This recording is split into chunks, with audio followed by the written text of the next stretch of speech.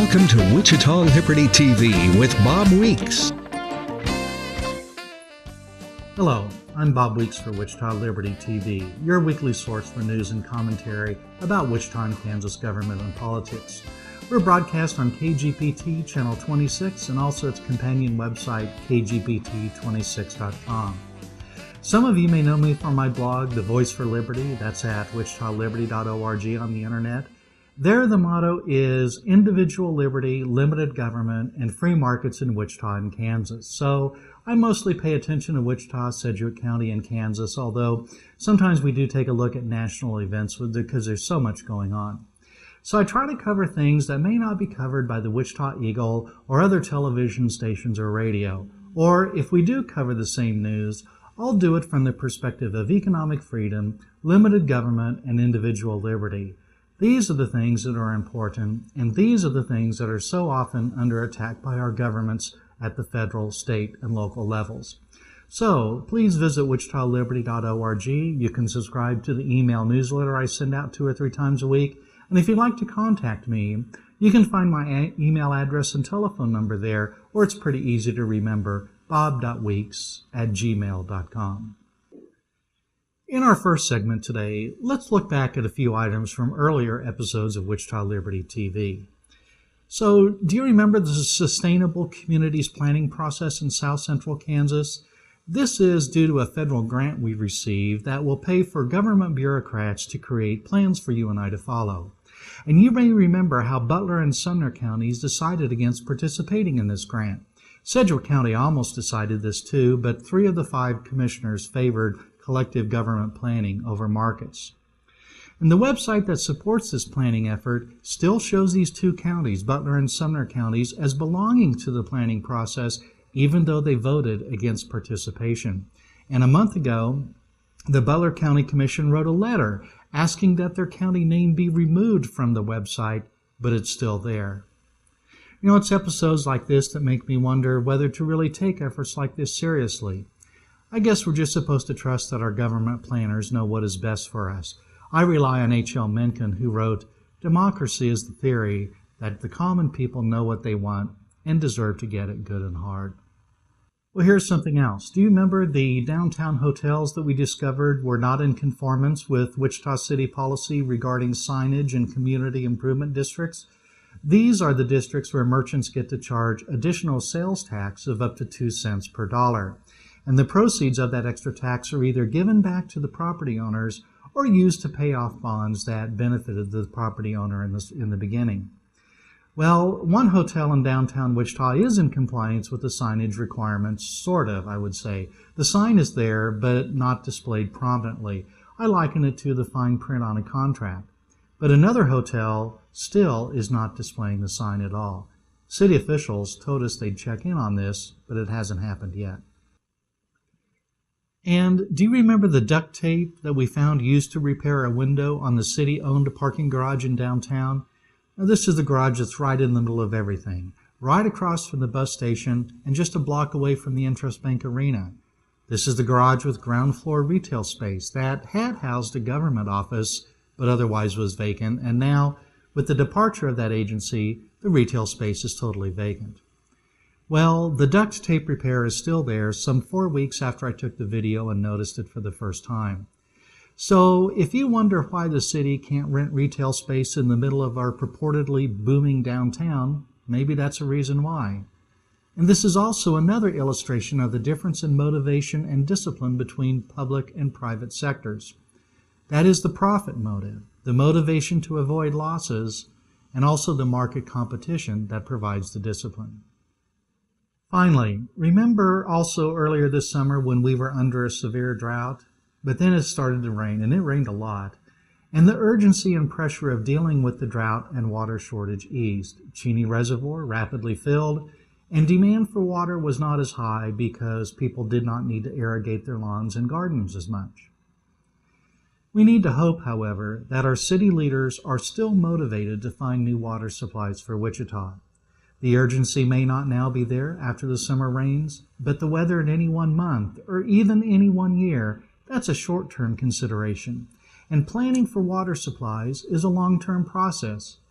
We need to keep insisting that our city leaders keep working on this issue so that when there is another drought, and it's likely there will be future droughts and dry spells, we aren't threatened with $1,000 monthly fines for using too much water. We also need our city leaders to focus on creating additional supply rather than focusing on conservation and austerity measures. It's much better to have an abundance of water in Wichita.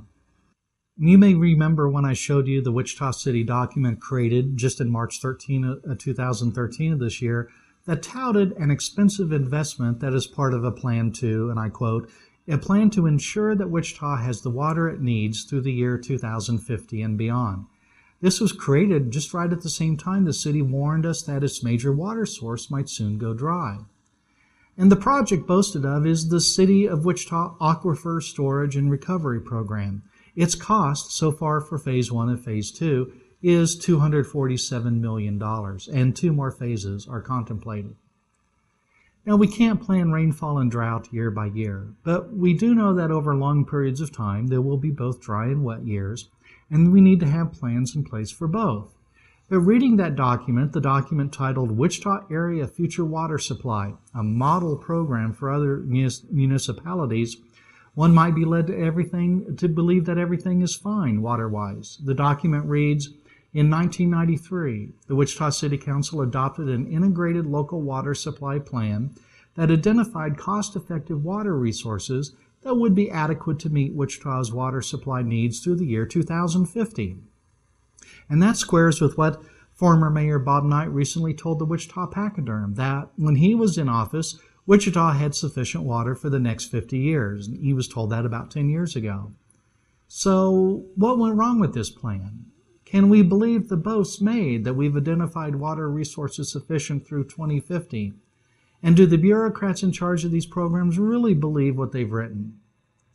And here's something else. The city started a rebate program where buyers of water-saving appliances could receive up to $100. The cost of the program was limited at $1 million. And so far, according to the city's website, just 8.7% of that $1 million has been used. 687 residents took advantage of the program, but there's still about $912,000 of the original million left over. Well, that's actually good news because that means these dollars could be used to reduce water rates for everyone or to pay off some of the water department's debt.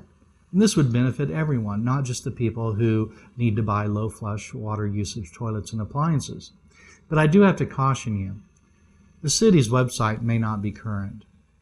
The same city website also lists Wichita weekly water usage, and the current statistics that appear are about 7 weeks out of date.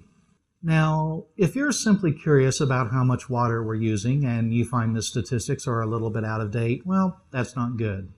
It certainly doesn't present a good impression that our city's data is so outdated, especially for an issue that the city promoted as much as it did as being so important.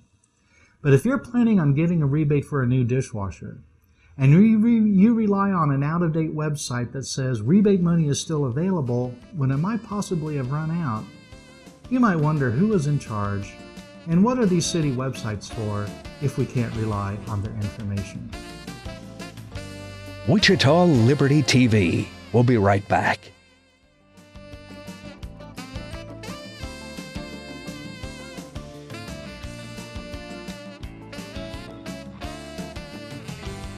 Welcome back to Wichita Liberty TV. I'm Bob Weeks. Well, in Kansas, as in many states, we spend a lot of money on our public schools, and most Kansans are proud of their schools. Here's what a group of Kansas school district superintendents, including Wichita's John Allison, wrote last year in a newspaper op-ed. They wrote, historically, our state has had high-performing schools, which make Kansas a great place to live, raise a family, and run a business. And a year before that, Kansas Commissioner of Education Diane DeBacker wrote this in the pages of the Wichita Eagle. She wrote, Kansans are proud of the quality of their public schools, and a steady and continuing increase in student performance over the past decade has given us ample reason for that pride. Well, what is the source of these claims about Kansas schools? Well, here's something that the Kansas PTA presented. They said Kansas public schools rank 9th nationally and 3rd regionally on the combined 2011 National Assessment of Educational Progress, or NAEP score. NAEP is a test that is the same in all states. And the Kansas Association of School Boards proclaims Kansas ranks in the top 10 states in reading and math on NAEP assessments. So, if we're going to use these NAEP statistics to judge how well Kansas schools are performing compared to other states, we ought to look at the entire story. Kansans are proud of their schools, often citing NAEP scores, as you can see in this material from the Kansas Association of School Boards. NAEP is the National Assessment of Educational Progress, a test that is the same in all states. So let's examine Kansas scores, comparing how Kansas does against the nation and also the state of Texas, as Kansas often compares itself to Texas. I've gathered NAEP scores and created an interactive visualization that you can use on my site, The Voice for Liberty, at wichitaliberty.org. Here, I'm showing NAEP scores for math and reading and for grades 4 and 8. This is the data that NAEP makes available. The top row shows data for all students. And you can see the Kansas score is higher than the national and Texas scores, except for 8th grade math, where Kansas and Texas had the same score. So based on this, it looks like Kansas does well, comparatively. But before making conclusions, we ought to look at subgroups of the data to see if there are other stories hidden in this data. So here's the same data for Hispanic students. For grade 4 math, Kansas and Texas had the same score. For grade 8 math and grade 4 reading, Texas has higher scores, and for grade 8 reading, Kansas and Texas are the same. Or consider black students. In all 4 instances, Texas scores are higher than Kansas. And for reading, Kansas is behind or tied with national scores. Now consider white students alone. In all 4 instances, Texas scores are higher than Kansas, and for reading, Kansas is either lower than or tied with the national scores. So what's happening here? How can it be true that Kansas has the best scores when considering all students, and how can it also be true that Texas black students score higher than Kansas black students, Texas Hispanic students score higher than Kansas Hispanic students, and Texas white students score higher than Kansas white students? The answer is Simpson's paradox, where a trend that appears in subgroups of data disappears when data is aggregated. We saw that when looking at ethnic subgroups, Texas generally has the highest scores. But when looking at aggregated data, the situation flips and Kansas has the higher scores. The reason for this is that Texas has a much lower proportion of white students than has Kansas, and white students as a group score higher than blacks and Hispanics. So when you hear that Kansas has high NAEP scores compared to other states, you know that there are other considerations. Let me ask you this. Have you heard about this from Kansas school education leaders? Well, okay, viewers, I have to apologize just a little bit, because when I write articles like this, people accuse me of getting too deep in the weeds, that is, going into too much technical and boring detail and possibly losing people's attention. But if we don't do this, we allow our school leaders in Kansas to escape accountability, because they tell us that Kansas schools rank high compared to other states. They also tell us that Texas schools are terrible and that Kansas must not become like Texas. But as I explained in the video, by understanding just a little bit of elementary statistics, by exploring the data just a little bit deeper, by prying under the covers just a little, we find something entirely astonishing. Something I think that most Kansans would be shocked to learn, especially the school establishment. And that's this. When considering all students in the states, Kansas students score better than Texas students. That's true. But it is also true that Texas black students score better than Kansas black students, and also true that Texas Hispanic students score better than or tie Kansas Hispanic students, and it's also true that Texas white students score better than Kansas white students. And we also saw a few instances where Kansas schools did not perform as well as the national average. The reason why this apparent discrepancy exists is called Simpson's paradox. Now, explaining that would really be getting deep into the weeds. But ignoring it does not mean that it does not exist and that its effect is not real.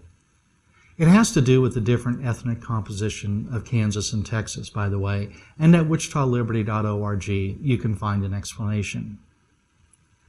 So, I said earlier that our Kansas school establishment and bureaucracy might be surprised to learn about this, but the real scandal should be if they didn't already know about this statistical phenomenon. Now, I don't know whether they know about it or not. They don't say. But these leaders, the Kansas Commissioner of Education, the Kansas State Department of Education, and Kansas School District Superintendents, these are education professionals. They have advanced university degrees, which generally include statistics training. They ought to know this. So, if they do know this, why are they not telling us? Why do they promote a picture of Kansas schools that isn't really true once we look beyond the superficial? Simpson's paradox, that's the statistical phenomenon that's in play here. When it's presented in textbooks, a famous example used to illustrate it comes from medicine, where the effectiveness of treatments for kidney stones is masked. We would expect our physicians to be aware of this, so why not insist on the same standards for our school leaders? The school establishment in Kansas focuses mainly on school spending. More school spending is the solution to all problems, they say. And by the way, Texas spends less on schools than Kansas does on a per-student basis. So let's ask these education leaders, which do you think performs better on national tests, Kansas or Texas schools? And see what they tell you. And please don't forget this. Who is harmed when we ignore or cover up evidence like this? Well, it's Kansas school children that are harmed. It is for them that we need to hold the public school establishment accountable. We'll be back in a moment.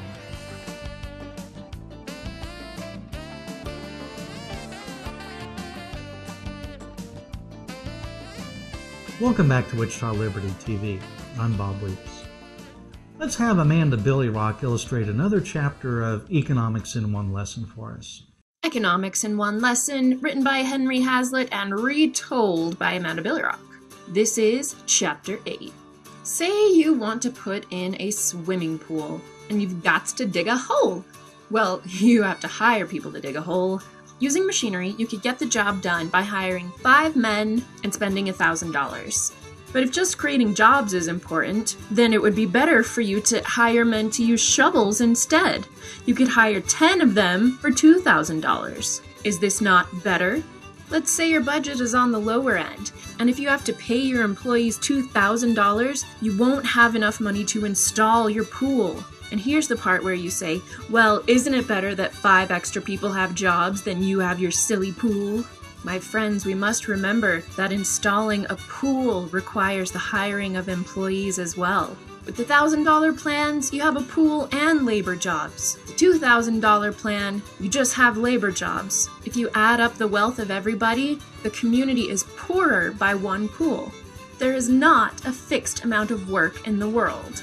Jeff, Susan, Mary, and Bob don't have to have less work for, say, Jeremy to have some. Because human wants are unlimited, work is unlimited. Consider Maslow's hierarchy of needs. At the base, you have your physiological needs, shelter, food, water, sleep, etc. And as more of your needs get met and you move higher up the pyramid, your standard of living gets higher. So the fewer people have to work in the physiological industries, the more can work in the safety, and then the more can work in the love and the esteem, and all the way up to the self-actualization industry, whatever that means to you.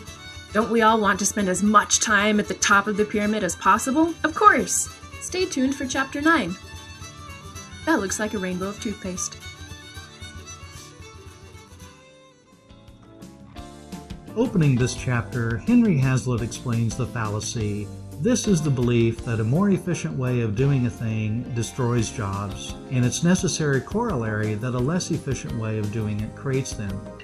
As Amanda BillyRock illustrated for us, Allied to this fallacy is the belief that there is just a fixed amount of work to be done in the world, and that if we cannot add to this work by thinking up more cumbersome ways of doing it, at least we can think of devices for spreading it around amongst a large number of people as possible.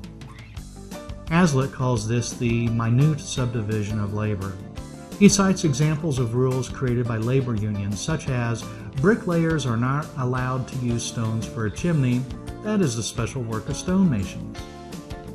Well, you may remember Hostess, the company that made Twinkies, and how it went out of business last year. The Wall Street Journal reported on at least some of the reasons why. They wrote, union-imposed work rules stopped drivers from helping to load their trucks. A separate worker, arriving at the store in a separate vehicle, had to be employed to shift goods from a storage area to a retailer's shelf. Wonder Bread and Twinkies could not ride in the same truck. Well, so for a period of time, 2 workers were employed to do the job of 1. Who benefits from such an arrangement? Well, the workers did, but, well, not any longer, as Hostess went out of business. None of them had jobs now. And customers certainly did not benefit, as these work rules caused prices to be higher. And then, as we saw in many news stories, Twinkies were not available at all, at any price.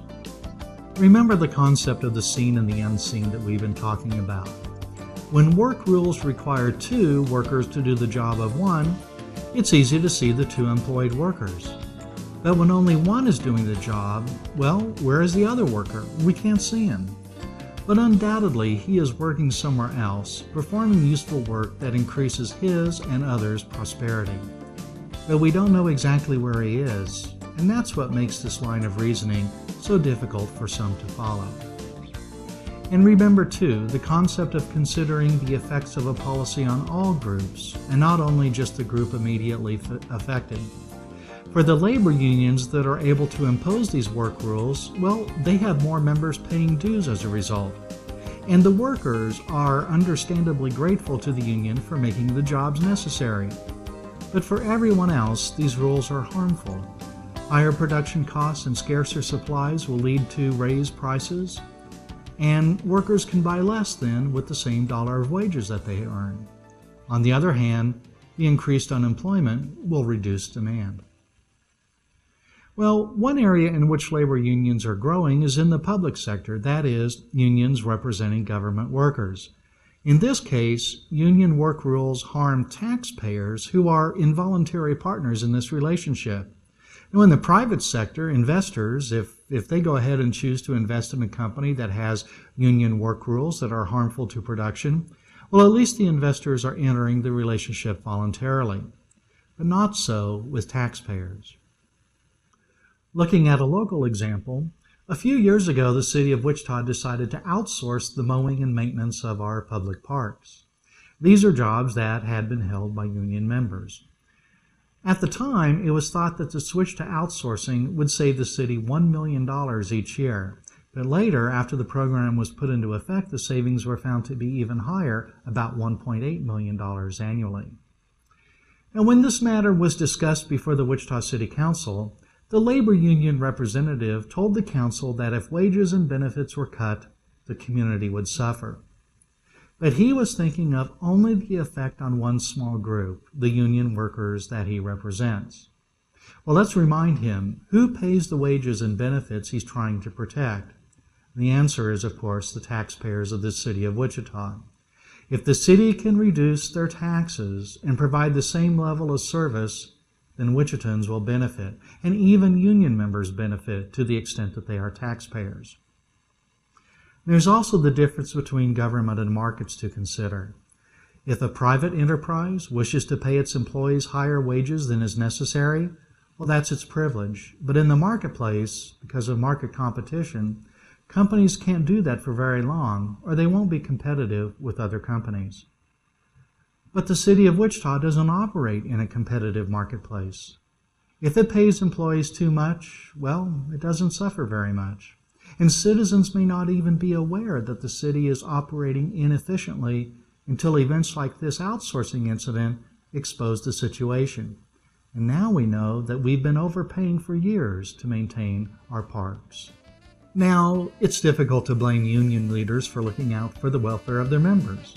The real target of our disdain should be the politicians who create laws that give unions the power to enforce unproductive work rules, and also at the politicians who coddle the government worker unions, especially the latter, as taxpayers have been forced into a relationship with the union.